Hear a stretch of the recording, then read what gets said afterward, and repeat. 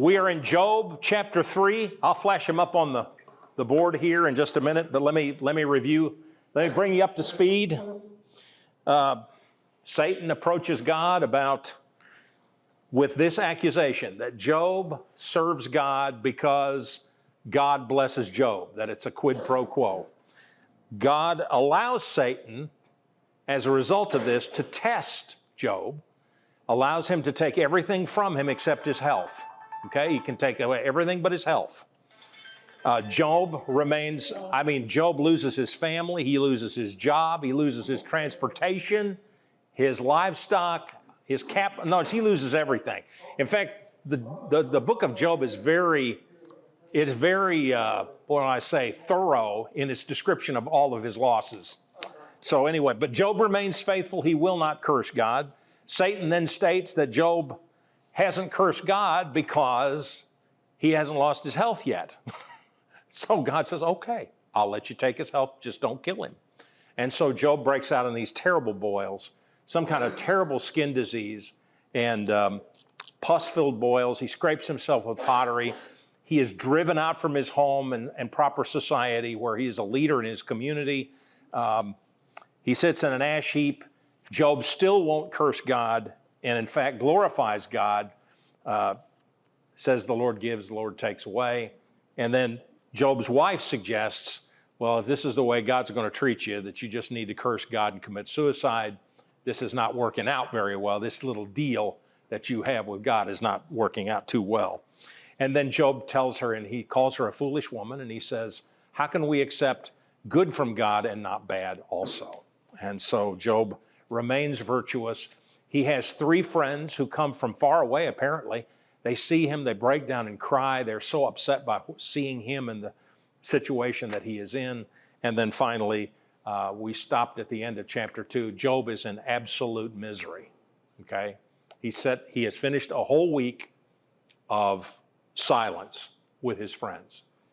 He just suffers silently, and they watch him for a week, okay? And that's where we leave off in chapter 3. Yeah. I suspect that the way that it's put is that they weren't completely silent, but that they just didn't talk about his suffering. They didn't talk about that. But they weren't going to give any judgments about why he was suffering. So anyway, let's move on. Here we go. Job 3.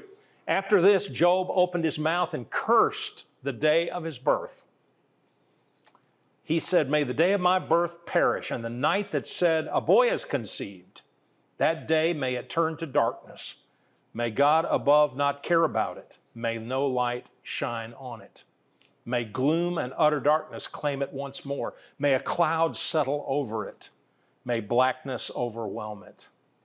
That night may thick darkness seize it. May it not be included among the days of the year, nor be entered in any of the months. May that night be barren. May no shout of joy be heard in it. May those who curse days curse that day, those who are ready to rouse Leviathan.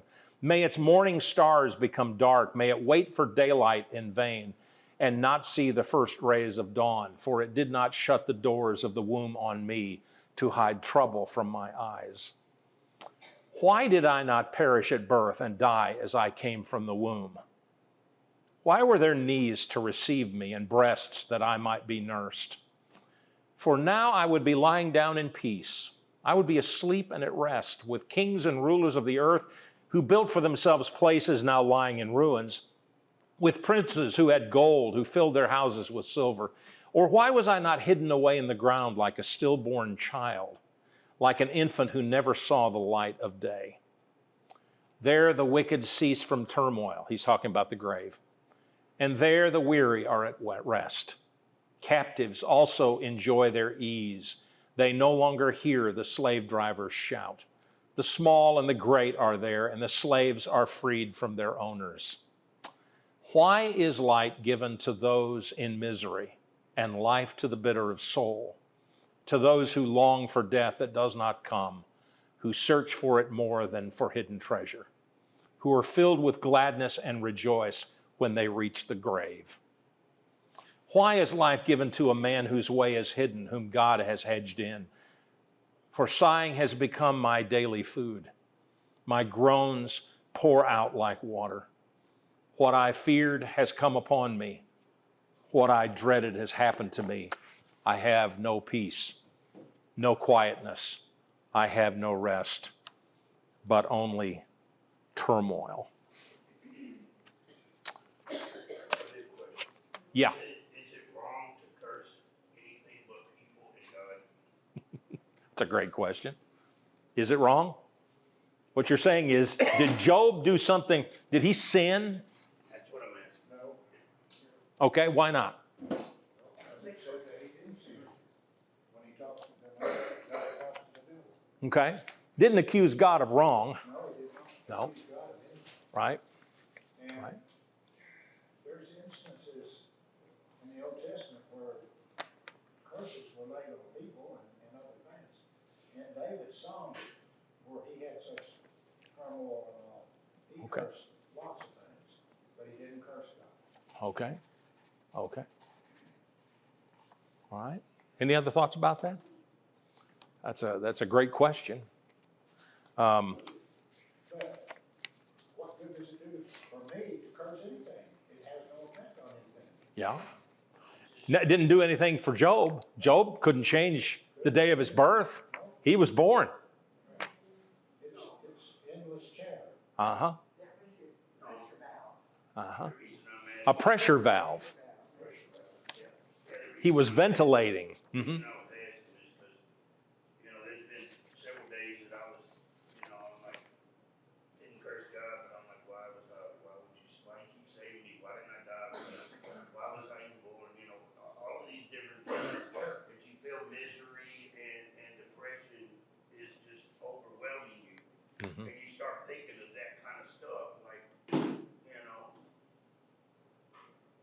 it just, I didn't know if it's wrong to cry out to God about it, and be mad. Mhm. Although you're not cursing God, but you're in huge amounts of anxiety and grief. Mhm.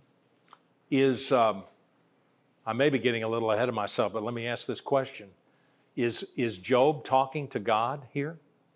No, he just, Doesn't he? Just ventilating. He's venting his emotions. We're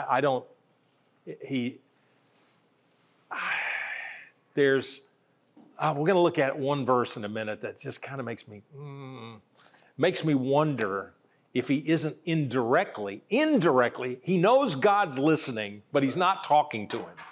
Maybe he knows God's listening, but he's not directly addressing God. Okay. I think that's possible. I think that's very possible. Obviously, God was listening. Here it is. It's all written up for us. So, yeah. So, Maybe he knows that God could stop it if he wants. certainly could. Yes. Yes. It's a really sad. Sometimes makes you madder than anything is because God is, if he wanted to, he has the power to do anything he wants and he can fix whatever the problem was with you. Right. But Well- that's not his will. Well, let me ask this question. What happened to Job between 2:10 and 3:1? He said, okay, his first test, he said, the Lord's give, the Lord taken away, blessed be the name of the Lord. Then in 2:10, he says, basically, shouldn't we accept bad from the Lord as well as good? He calls his wife a foolish woman. We need to learn to accept the bad as well as the good. And then the next verse, suddenly Job loses it. What's going on here? Pressure gets harder, The pressure gets what? stronger. Stronger. Yes. He's hurting. He is hurting. Yes. and he's been hurting for at least a week. At least a week. We don't know how long, but at least. I would guess it was at least I'd say it was a week probably. You can only shove that stuff back only so long. I kind of wonder, like, when it talks about Christ in the Garden of Gethsemane, that his grief is like sweat and blood, drops of blood. I wonder if that's just about the same. You're at the breaking point where you're ready to just bite your fingernails off and just literally, you want to kill yourself, but you can't. Okay. Okay. But not my will, Lord, thine be done. Yes, not my will. But the same person said, my God, why have you forsaken me? Same person, He's a human. not my will, but thine be done. But then the pressure builds and he says, why have you left me alone? And I think that's a legitimate question. Yeah. Why did I do? Well, Job doesn't get an answer. No, nowhere after. Spoiler alert, 39 chapters later, he's going to get an answer. Something like that, Christ knew the answer why. Christ had a unique, yes, he had unique insight. Being God, yes. And that God had commissioned him for this very purpose. I mean, this was his reason for coming. He knew ahead of time that he was coming for this reason. A body you have prepared for me. It said before he came into the world, remember that, it's in Hebrews 10, a body you have prepared for me. Right, right. He knew the pain he was going to have to go through. Okay. Humanly. I think what you're going to see, what you're being introduced to in the story of Job is a journey through every possible emotion that a person in crisis can have. Okay, and you're going to see that even in more detail as the chapters unfold. You'll see new angles of grief, new understandings of the depth of Job's grief, and he has already revealed much about his disappointment with God in this chapter, even though he does not directly address God. Okay, we're going to look at that too. So basically, we have Job on a journey. Emotions are like the sea tides, they ebb and flow, and once in a while you run up on what they call a rogue wave. I mean, Job has been holding it together for a week, and then it seems a rogue wave hits in chapter 3. He's hit with this terrible sense of loneliness and God-forsakenness. What do you think Job's ideal was of a relationship with God? Based on what I've read in this chapter, what we read a moment ago in this chapter. He's got to have a strong faith in God because he hasn't cursed God. He didn't do what Satan wanted him to do, which was to curse it and say God was the reason why he was going through these problems. Mm-hmm. Okay. I think he felt that if he did right, then God would bless. And he's been doing right, so God had blessed. Yes. And now God has withheld those blessings. Yes. And he is decimated. Yeah. He's just completely. You ever had something happen to you that so destroys your idea about life and about God? I mean, that so destroys you. You just say, I can't believe this has happened to me. If you've had that moment in time, which probably most of us have, how did this happen? This is not what I expected of life. He's being betrayed. I thought. I think there's something of that.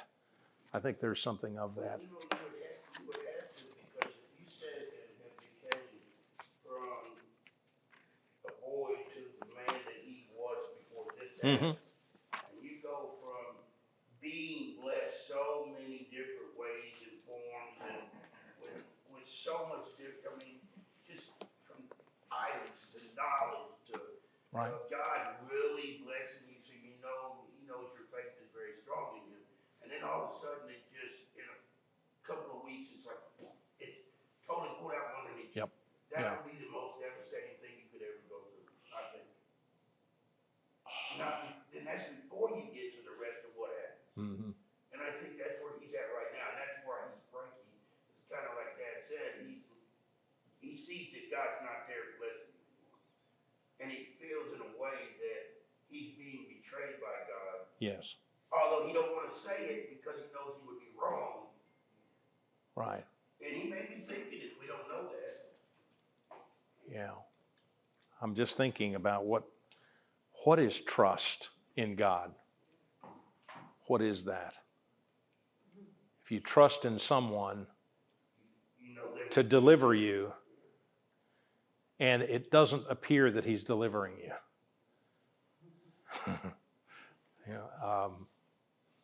Then you have to trust that God will guide you through and strengthen you for the journey. That is a whole different understanding of trust. For Job, up to now, could it be fairly said that Job, up to this point, before he became sick, before he lost everything, and before all of this happened, that he trusted God? He did trust him. Not much of a test if everything's going really well. I mean, what's the level? What's the trust level you have to have for a divine being who's treating you really well? We don't know what he went through to get to the point before this happened either. We know that he got, we know that Well, there was a lot that he was blessed with, but we don't know how much up and down he went through to get that. Again, and it's not relevant to the story that's being told here, how he got to this point. Basically, the writer of Job is not, whoever this is, whether it's Moses or somebody else, he's not talking about all the details of how Job came to that point in time. The point is that Job was a very prosperous man, and it was presumably because he was serving God. That's the storyline. Simple. You can, if you want to chase that rabbit, I guess you could, but there's no information on which to base this. I just know he has been obedient. His description of his obedience, his prosperity, an honest man, a family man. He was a good man. I don't think there's any question. The greatest man in the East. He didn't get this way without God blessing him, and that's really the point. That's the point. Somewhat, yeah. But in the first 10 verses of this chapter, you will notice that Job talks a lot about darkness. He talks about it in all kinds of ways. Let me go back here to the first 10 verses, and just there's this light and darkness thing. He said that day, verse 4, may it turn to darkness. May God above not care about it. May no light shine upon it. Look at verse 5. May gloom and utter darkness claim it once more. Verse 6, that night may thick darkness seize it. Verse 9, may its morning stars become dark. This is the darkness of Job's despair.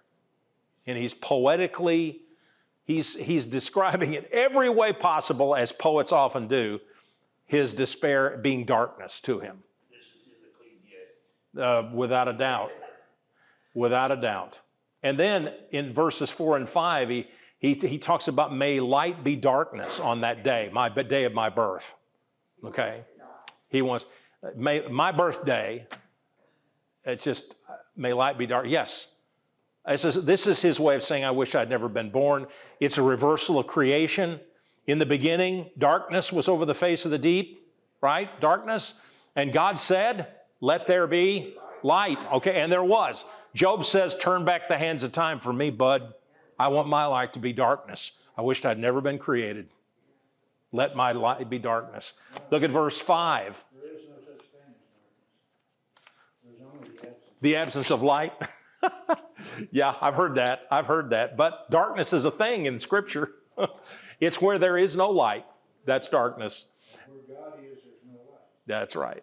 Now, 3:5, in Job 3, verse 5, I won't go back to it on the slide. I will read it. It says, let gloom and deep darkness claim it. That's my birthday. Let clouds dwell upon it. Let the blackness of the day terrify it. But that word, let gloom and deep darkness claim it. That word claim, I read this in a guy who really knows the Hebrew. And he says that word is used often to describe God's mighty redemptive acts for man. And what Job is doing, he's turning that word inside out. He's saying, may this birthday be claimed, be redeemed by darkness. May it be claimed, may it be redeemed by darkness. That's a theologically loaded word. It's the exact opposite of the way we're converted. God's redemptive acts saves us and brings us into light. Job says, for me, I want my birthday to be redeemed by darkness. I don't wish I had ever been born. So there's that word. And then if you look in the textual notes, you'll see the lament is in verses 1 through 10. The curse is verses 11 through 26. where he curses the day of his birth. He laments it, and then he curses it in any number of ways. And here's an interesting fact. A typical biblical lament, like you read in Psalms, okay? My God, why have you forsaken me? That's Psalm 19. There is always a resolution. This has no resolution. Job's lament has no resolution, no good ending. Not now. I was looking for, I could have found you literally dozens of examples, but I'll give you one. Psalm 69. Save me, O God, for the waters have come up to my neck. I sink in the miry depths. I'm sinking. I'm going down, okay? Like Peter sinking as he's walking on water, he's sinking down. The Lord has to reach down and grab him. I'm sinking down. I got no foothold.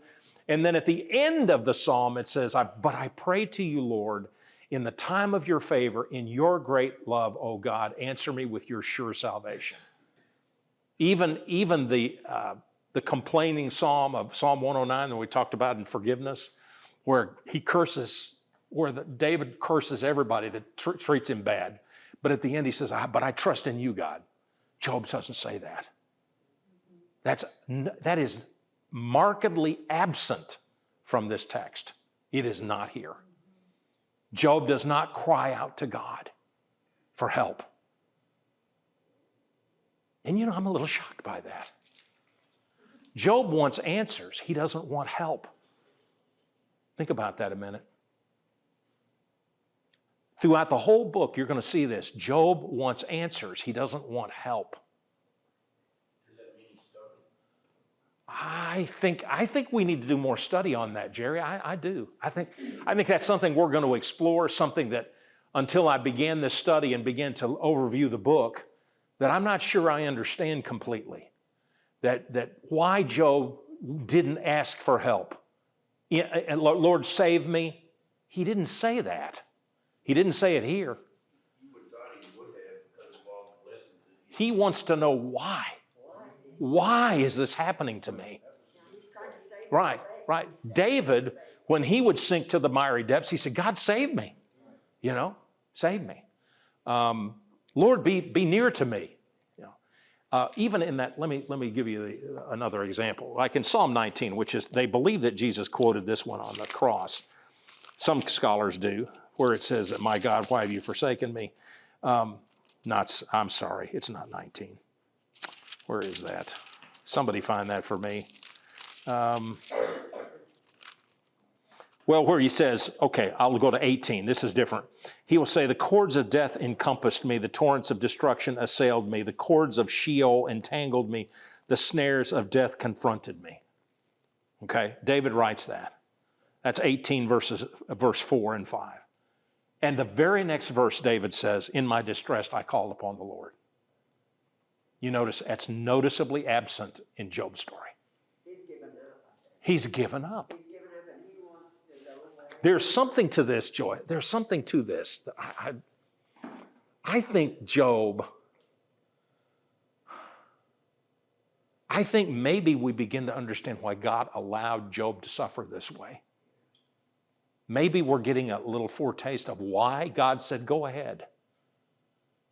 Maybe God was thinking Job has some things to learn that he does not now know.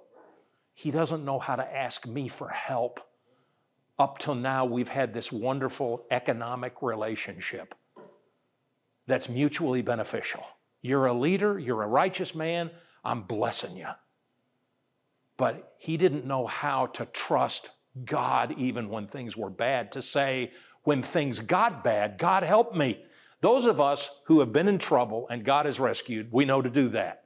Almost seems to me like Job's faith has been untested most of his life, if not all of his life. Yeah, probably all of it. So, and it seems that Satan has implied that. He said, he serves you because you've never met, things are great with him. He's never really needed God to come rescue him. So does Job not know to call out for rescue? See, this is all little hints in the text.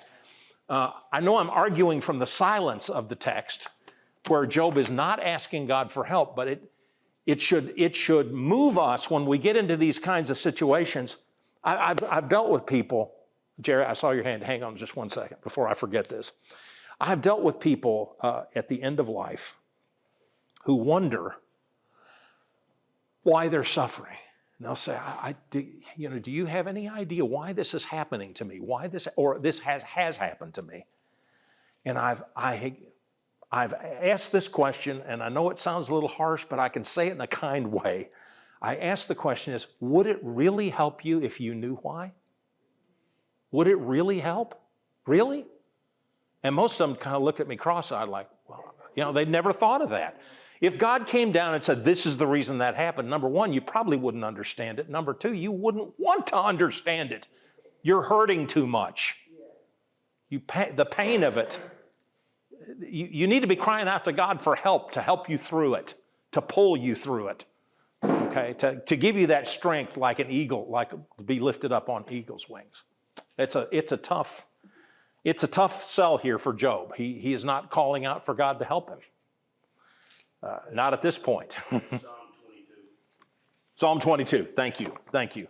Psalm 22. Thank you very much. My God, first verse, my God. And then he says, oh my God, I cry by day, but you do not answer, and by night, but I find no rest. Yet you are holy. You are enthroned on the praises of Israel. In you our fathers trusted. They trusted and you delivered them. See, there's that note of hope, even in the midst of despair. Job has no hope. He expresses none. He's lost it all. Here's the question, and I'm just throwing this out here. As we go through this study, does Job really have a correct view of God from the get-go anyway? Perhaps not. Because he's always had it so good. Or you're right. I mean, are we talking, did Job go to Joel Osteen's church? I mean, that's the point. He preaches this all the time. God favors you. You will not be poor. And of course, he fills that auditorium with rich people. I mean, they want to come and hear that. That's what they want to hear. Give that affirmation. How many of them stay if they get trouble? If something really bad happens? If they go bankrupt, what do? What if they get a divorce? What if their family falls apart? What if their health gives way? What do they do then? You have to have something more than a quid pro quo relationship with God. Well, God, you bless me because I'm being good. We're going to do just fine as long as you keep blessing me. Like Solomon in Ecclesiastes. Solomon cries out bad. As far as and the thing about him is he knows why he's in the position he's in.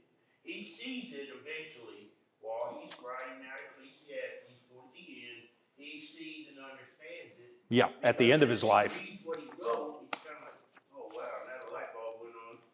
Yes. Too late then. Yes. Yeah. But he doesn't cry out to God for him to fail. Yeah. And when he is. That's right. Look at Job 3:8. I'm sorry, Jerry, did you have somebody? Okay, Job 3:8 real quick. I wanted to talk about Leviathan for a second. This isn't the only place Leviathan is mentioned, but I'll mention it. I'll mention it here because he brings it up. Let those curse it, that's his birthday, who curse the day, who are ready to rouse up Leviathan. Let me explain this to you. I ran across that verse and I said, I'm not sure. If I've got questions about this verse, you probably do too. So I wanted to address this very briefly. Curse days probably means that Job wishes that the day of his birth had been cursed or cast under a spell which would have prohibited his mother from giving birth. That astrologers and magicians of the day, he's just venting, okay? That those in the occult would have cast a spell on that day. He's just simply saying this to illustrate his deep despair about the day of his birth. I wished I'd never been born. And he said it 100 different ways in 10 verses, in 26 verses, okay? But he says, I wish that a spell had been cast upon the day so that my mother couldn't have conceived or given birth on that day. And Leviathan, while probably a sea going dinosaur of some kind, sea monster, is also thought to be, and Jews would have understood this in ancient times, Leviathan was considered to be a source of evil in the world. It was so great and so monstrous and so hideous, okay, apparently some had seen it, that it was thought to be the very seat of evil. So the idea is that even, Job is saying, even if the evil could have been called up on that day so that he wouldn't have been born, that's likely what he's talking about. May those who curse days, referring to astrologers, magicians, sorcerers, who would have cast a spell on that day so that he wouldn't be born. And the Leviathan is seen as the embodiment of supernatural evil. Okay, that's how Jews would have understood it. The more I study about ancient Jews, the more I understand the scriptures, but they understood Leviathan, this horrible, hideous beast, monstrous, superhuman animal, as being an evil beast. They would have understood it as evil, so. It says here on Wikipedia, it says that it's embodiment of chaos. Yes. To eat the damned when their lives are over. Yeah. Hear that? Ready to eat the damned. That's pretty bad. That's bad. Yeah, Jerry. King James leaves that out. Well, they did. They left it out? Do you have the King James? Read that. Let them curse it, that curse today, who are ready to raise up their mourning. That's it. Raise up their mourning. Huh. I never noticed that. Yeah. Isn't that crazy? Yeah, I didn't know that. I didn't notice that. That's crazy. Yeah, yeah. Yeah, it says it's referred to a lot in the Hebrew Bible. Yes, it is. Multiple books. Yep. Now, we have to understand that all these laments carry no weight except to ventilate Job's feelings. Okay? Job is ventilating. He's not directly talking to God. He's not praying. But he's certainly letting God know, because he knows God is his witness. He knows that God would probably hear it, and that he's just venting about things that have already happened that he has no control over whatsoever. So you have him in the midst of despair, verse 1 through 10. In verses 11 through 24, he asks the question, why didn't I die at birth? And then in verses 25 and 26, he basically says, I'm spent. I got nothing. I got nothing left. Nothing left but turmoil. In other words, I don't understand. I don't get it. I don't get why I'm suffering like this. Have no idea. There is also something else here. Who is the slave driver in verse 18? I'm going to read this. 3:18. Now listen to this, because this may help. He said, he's speaking of the grave here in 3:18. And in verse 17, he says, the wicked cease from troubling. That's when they're in the grave. They don't, there's no trouble. And the weary at rest. And then in verse 18, he says, there, the grave, the prisoners are at ease together. They're not, in other words, not hard labor, no hard labor anymore for prisoners. They hear not the voice of the taskmaster.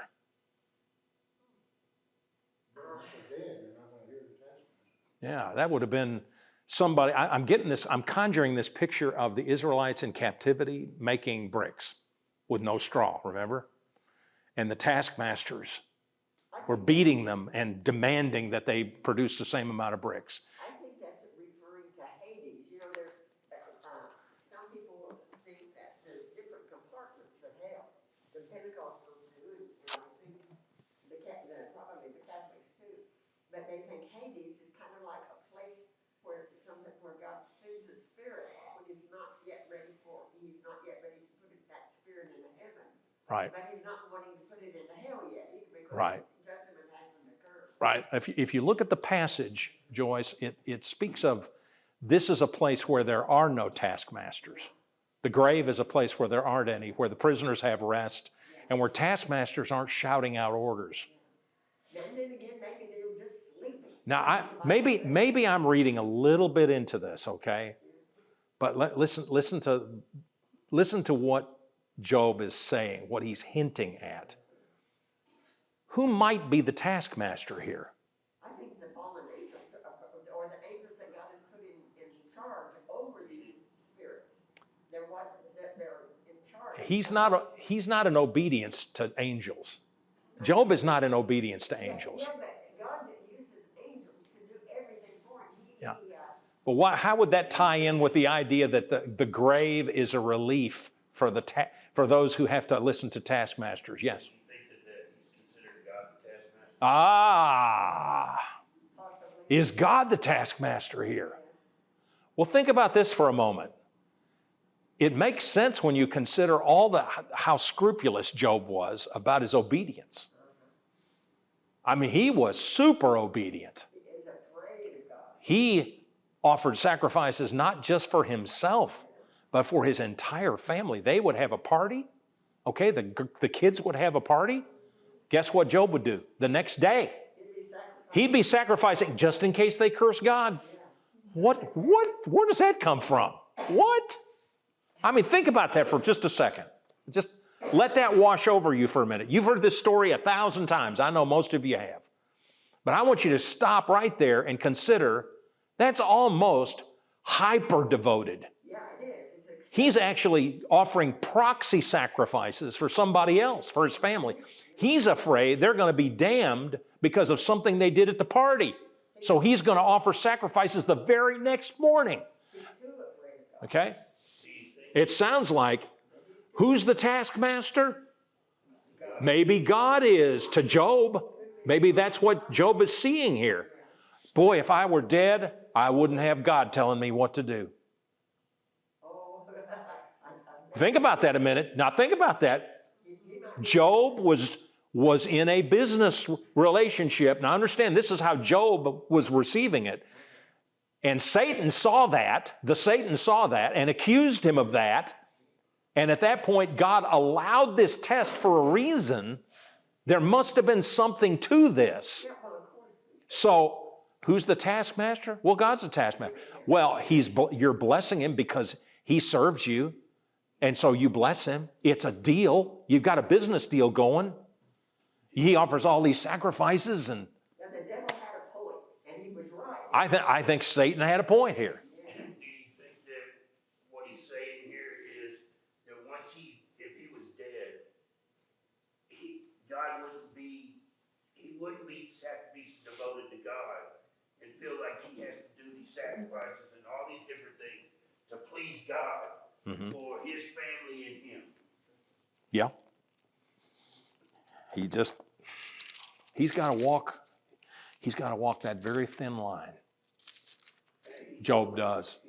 Because if he doesn't, he'll lose it. At least that's his perception. He doesn't have much perception of the steadfast love of God. In just reading initially, again, we're always in danger of reading more into a text than is actually there.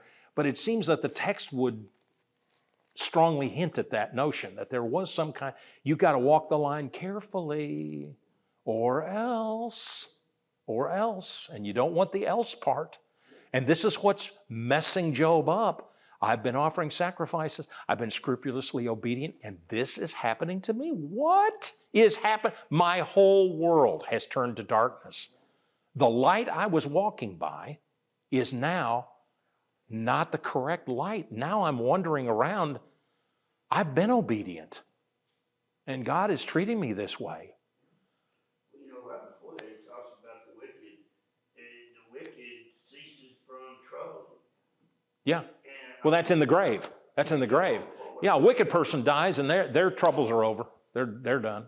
Yeah. Yeah. And I think he's comparing himself to that. If he was dead, then his troubles would be over. Yeah, yeah.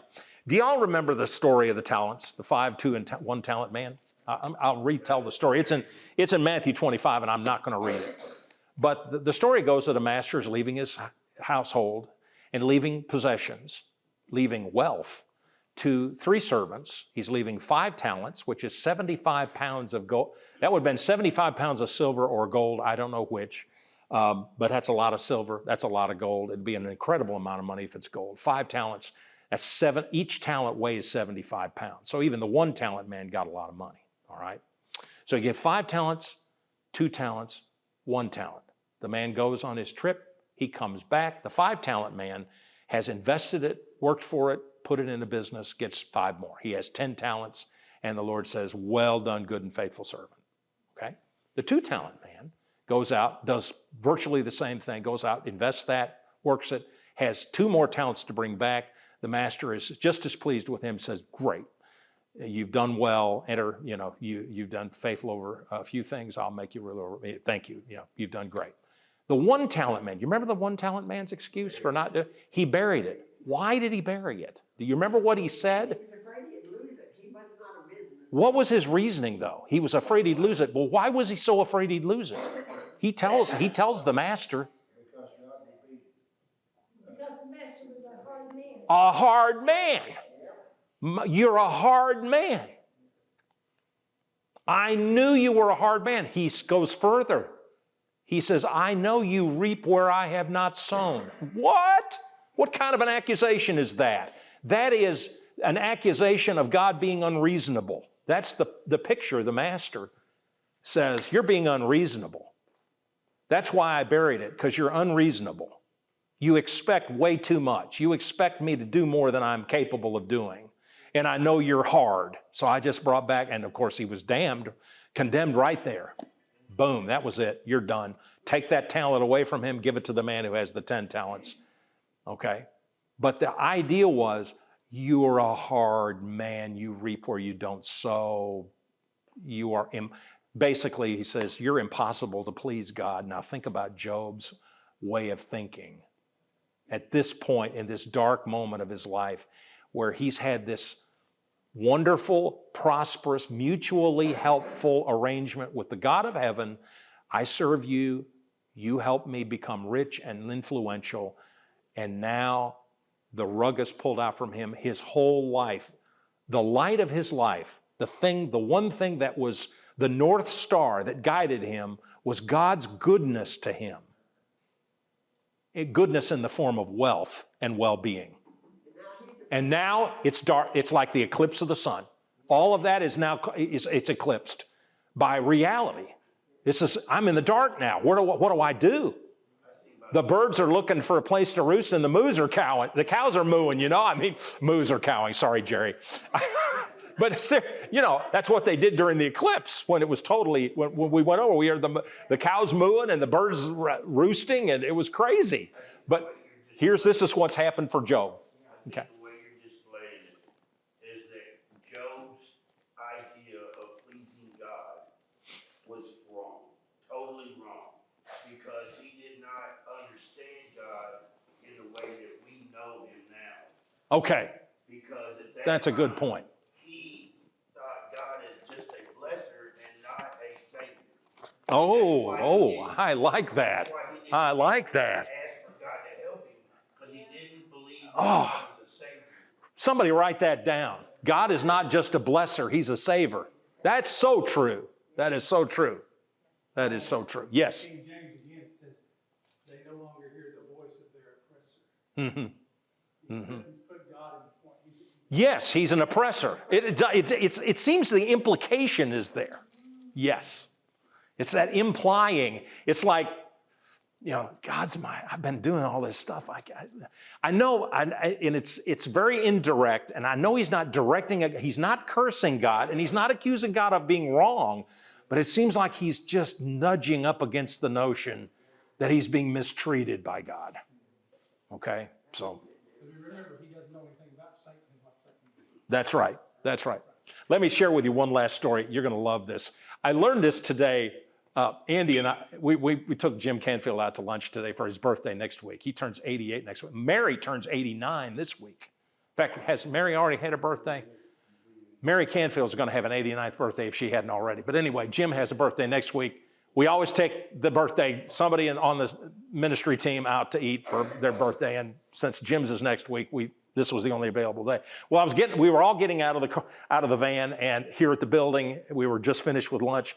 And I was talking about this study, and we were talking about birthdays. And I said, Job, he cursed his birthday. He cursed his birthday in Job 3. And Andy said, it says that brings up an interesting point. He said, you remember that guy that sued his parents because he was brought into the world and he didn't want to be brought into the world? I got the story. I said, I got to look that up. So I did. I found it. Here's the guy. His name is Raphael Samuel. He's disguised, obviously, okay? He's disguised himself. He's an absolute, well, I don't want to say it. Anyway, he says, why should I suffer? Why must I be stuck in traffic? Why must I work? And the whole idea is, he was in 2018, I believe it was, he threatened to file a suit against his parents. He planned to sue them because he was going to sue his parents for giving birth to him without his consent. I saw that. He identifies as an antinatalist, okay? A belief that life is so full of suffering that you really shouldn't bring kids into the world. And by the way, there's an awful lot of antinatalists in the United States of America right now. It's a scary prospect. There's a lot of people in my generation that I know that said they would Never have children because we don't want to bring kids into this world. Well, Samuel argued that it is wrong to bring children into the world because then they have to put up with lifelong suffering. He believes that if humanity becomes extinct, the earth and animals would be happier. Raphael Samuel acknowledged that it would be impossible. He did acknowledge that it would be impossible to gain consent from an unconceived human, but insists that it was not our decision to be born. His parents are both lawyers, and they became aware of his plans. His mother, Kavita, stated that he was a very brave young man, but she said that she would destroy his lawsuit. And they found out that Raphael was not himself able to hire a lawyer to represent him. So he never filed the suit. He just threatened to. His mother, Kavita, said they would destroy him in court if he tried to sue them. Raphael's mother also said that if he could provide a, quote, rational explanation as to how we could have sought his consent to be born, I will accept my fault. So here's someone who's threatened to sue his parents for being brought into the world, and Job sounds like an antinatalist, doesn't he? He's just like this guy. Why did you bring me into this world to be this way? This is not the way that I've lived my life. I mean, so anyway, here's Raphael Samuel at age 57. His suit never went anywhere. So anyway, let's close it out. What might you have said if you'd had the opportunity to speak to Job, to answer his curses and laments? I wouldn't know what to say. We wouldn't probably know what to say, but on your behalf, after you read this, you probably would have said, why don't you ask God for help? Yeah. If He's been blessing you all this long, why have you not asked God for help? That's a good. Now, you brought up a very, I think, important point earlier on, that God has revealed himself fully in Jesus Christ, and that is infinitely helpful in understanding the reasons for suffering. Jesus' death on the cross probably, of course, the number one thing it did, it gave us atonement and redemption from our sins, okay? That's the number one thing. But there's several things happened at the cross. Probably an infinite number of wonderful things happened, but I'd say number two on the list was it gave meaning to suffering. His suffering, death on the cross gave meaning to our suffering. If for nothing else, not that we would understand the why of suffering, but that we would identify with the one who suffered on the cross. And we'd have hope. And that we'd have hope. We wouldn't have any- That his resurrection is our ultimate hope anyway. That's our hope, is our resurrection. Well, it gives Yeah. us, through His death, it gives us the clear mind that God will save us if we are obedient to God. Yeah. Oh, I heard a story one time. Yeah. It's supposed to be back in the medieval time when the Christians were being martyred, and one of them was up there on the guillotine, and someone turned to another man and said, "Now where's your Jesus?" He said, "He's standing right there beside you." That's right. That's right. I've heard of some people who actually see Jesus standing there. I mean, literally see him before their death. Yeah. It's like Yeah. Gehazi. Waiting for them. Gehazi got to see that angel. Yeah, Gehazi? Yeah. Oh, boy. That wasn't good, though. That was not good. He had, yeah. Well, yeah, right. In that case, yeah, Gehazi later. But yeah, when he saw the chariots of fire on the hillside. What might What might I have said? I might not have said anything. I'm kind of like Deb. I don't know what I would have said. I don't have words. I mean, That's why those people sit there for a whole week without saying anything. yeah, I mean, they probably met after the day was over, probably before they pillowed their heads at night. They said, what are we going to tell this guy? He's our friend. What are we going to say? We don't have answers. We don't have any answers. How does our understanding of God revealed in Jesus Christ help us in times of suffering? I think we just talked about that. And how would you weep with Job as one who weeps with those who weep? And I think this answers itself. I think you have to weep with Job. You may not be able to say anything. When they were approaching and they saw him. They did. They They wept. did weep, and They did. They put dust on their head and Yes. they cried. They did. Because they didn't recognize him because he was so thin and dark. Yes. Yes. And they would have done well to just kept doing that. But then we wouldn't have the book of Job either, would we? Did he get in the book of Job that he tore his own body? Yes. Yeah. So he thought he had sinned against God, He did. obviously. Well, And he started. Job defended his right. Job defended his own righteousness throughout the book. I mean, he didn't. Well, I mean, did he tear his clothes? Yeah, but that's Yes, just yeah. their way of- That's a conventional way of showing sorrow yeah. Oh, I thought that and was sorrow and suffering. that they- Yeah. No.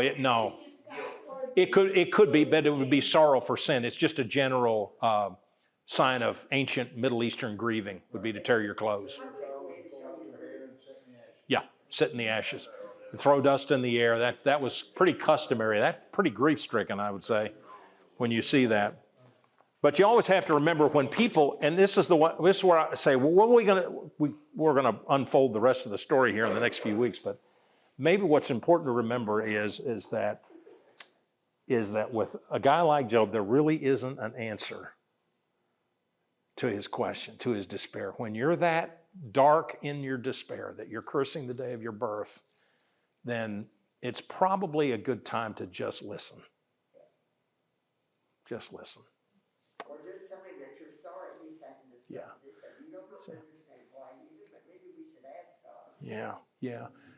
And what happened next, because you get to chapter 4, then they start giving him answers for why he's suffering. They felt like they needed to defend God's honor. And that's where problems began. That's where their problems began. Right, if they hadn't been laboring under a false assumption. Right. That they were- Sounds to me like Job and those guys were all laboring under false assumptions. That was probably their culture. Yes. Yeah. That's why Job is so incredibly enlightening. Yes. It's very enlightening to us. And of course, the death of Jesus on the cross. Having that revealed, that steadfast love revealed for us in Jesus on the cross helps us understand suffering a lot better.